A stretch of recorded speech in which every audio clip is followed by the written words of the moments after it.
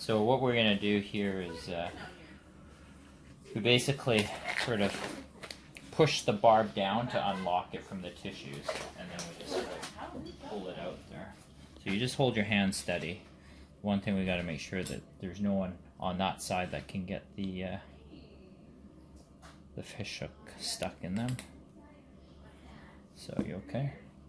Is that hurting at all? No, it's fine. Okay. You need like a good clamp here.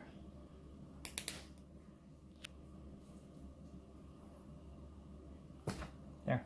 See? Is there anything on that barb?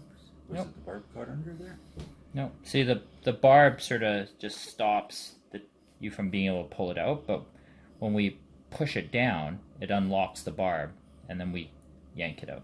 Oh, okay. So, thanks.